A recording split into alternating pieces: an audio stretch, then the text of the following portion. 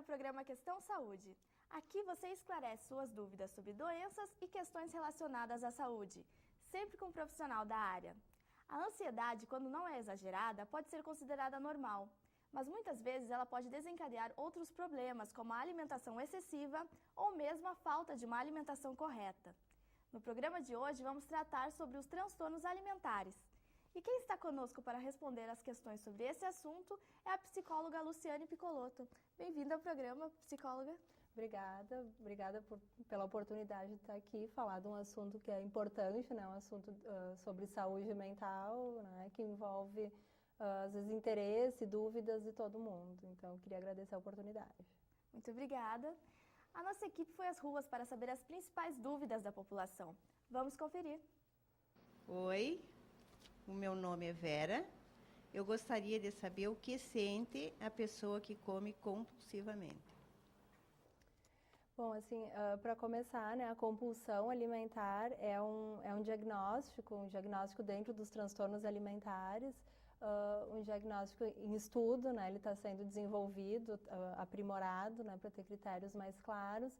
E uma das características principais, assim, da pessoa que come compulsivamente, o sentimento faz parte, né, caracteriza esse diagnóstico é a falta de controle, o sentimento de perda de controle. Então, a sensação que a pessoa tem é de impotência sobre o seu autocontrole, o sentimento maior.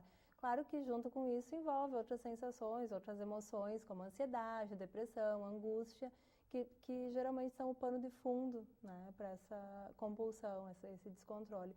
Mas o sentimento mais claro, né, e que caracteriza é a sensação de falta de controle. Tá certo. Vamos para a próxima questão. Oi, meu nome é Jéssica. Gostaria de saber como eu posso saber se tenho compulsão alimentar. Bom, como eu falei, né, a compulsão alimentar tem alguns critérios sendo definidos, já bem adiantados, assim, para caracterizar a doença a fim de diagnóstico, de manual, né, de critérios que possam caracterizar. Então, algumas questões assim já são bem claras. Por exemplo, a ingesta exagerada, né, de alimentos num período de tempo limitado. Então, por exemplo, em 2 horas comer uma quantidade enorme de comida, geralmente tudo que vê pela frente, que comparado a outras pessoas, assim, é exagerado, é muito mais do que o padrão, né? Então, pegando pessoas que se alimentam de uma forma normal, funcional, aquilo ali passa muito do controle, da quantidade. Então, num tempo limite, mais ou menos 2 horas. Sentir vergonha, né, de ter feito isso, então normalmente isso a pessoa faz escondida, né, não faz na presença de outros, até é muito comum na presença de outras pessoas ter um padrão alimentar adequado, né, não expor Mas isso, escondido é mas outra escondido situação. ela tem. Aí acompanhado essa ingesta exagerada, acompanhado pela sensação de perda de controle, né, então a sensação de que não vai conseguir parar. E ao encerrar, né, o episódio, uma sensação de estar completamente farto, né, exageradamente farto, aquela sensação de estar estufado, de ter comido mais do que devia, né? E acompanhado então pela vergonha, pela culpa, né? Uma outra coisa que é bem importante é isso de ter um padrão normal de alimentação, adequado, às vezes durante todo o dia, e aí de noite em casa, sozinho ou de madrugada, né? E aí é uma sensação de perda de controle, até assim, a sensação, a emoção, né? O sentimento que a pessoa tem e também o comportamento, porque às vezes a pessoa come tudo que vê pela frente, assim, de comer alimento cru, alimento frio, coisas que até às vezes estava ali para ser descartado, ser colocado no lixo, então vai comendo tudo sem uma adequação, assim, um exagero. Então são alguns dos primeiros sinais, né, que a pessoa pode identificar. Tá certo. Vamos para a próxima questão. Olá, meu nome é Consuelo. Eu gostaria de saber qual a melhor forma de tratar essas disfunções? Bom, os transtornos alimentares, de uma maneira geral, né, e o transtorno de compulsão alimentar periódica, que a gente está conversando, eles são, o adequado é um tratamento integrado, né, com psicólogo, psiquiatra, geralmente é importante uma avaliação, nutricionista, né, porque vai ser abordado toda a questão alimentar, tanto a parte física, né, o alimento é uma coisa necessária, então a pessoa não vai ser privada do alimento, ela tem que aprender a reorganizar e ter um Se alimentar padrão corretamente. correto, né, até mais automático. A gente costuma dizer assim que a ingesta alimentar, assim, nas horas adequadas, da maneira adequada, prescrita por um profissional, é como se fosse um medicamento, então tem que seguir aquele padrão de 3 em 3 horas, né, aquela prescrição. A terapia vai trabalhar, então a psicoterapia, a abordagem cognitivo-comportamental é uma das abordagens de escolha, assim, que tem muito estudo mostrando a eficácia dessa abordagem no tratamento dos transtornos alimentares.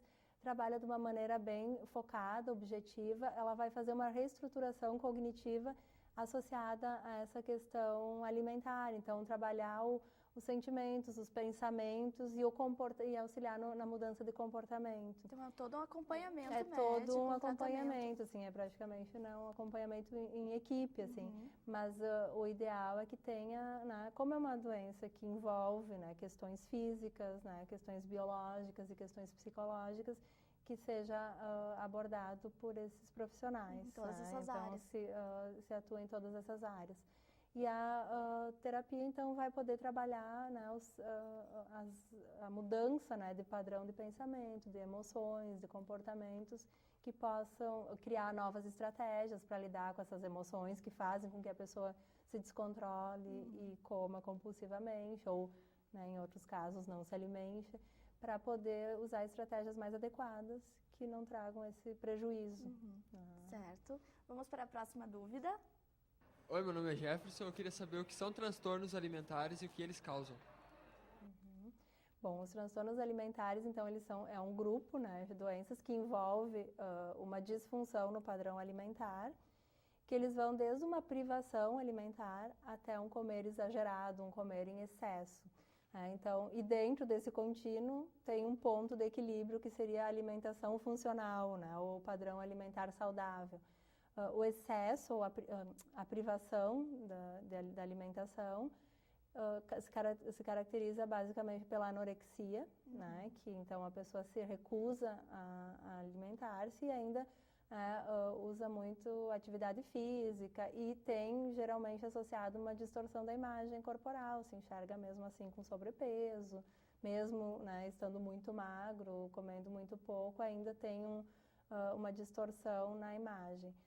Ainda tem, assim, a bulimia, que tem as compulsões, né, tem o comer exagerado, os episódios compulsivos, e tem as compensações, né, então depois de um episódio, né, bulímico tem uma compensação, por exemplo, provocar vômitos, uso de laxante, uso de diurético, o exercício em excesso para poder compensar aquele episódio de comilança que teve. Que é um pouco que diferencia da compulsão alimentar sem bulimia, que a pessoa tem a compulsão e não usa esses episódios esses comportamentos de compensação. E ainda tem o comer em excesso, né, que pode ser a compulsão alimentar periódica, que aí leva à obesidade, né, ao sobrepeso. E só a obesidade a obesidade não necessariamente apresenta episódios compulsivos. A pessoa pode ser obesa sem ter os episódios compulsivos. E nesse, né, contínuo, o equilíbrio, né, um meio termo entre os dois. Então, vai desde uma privação a um excesso. Tá certo, Luciane, a gente vai para um breve intervalo agora. No próximo bloco, saiba mais sobre os transtornos alimentares. Não saia daí!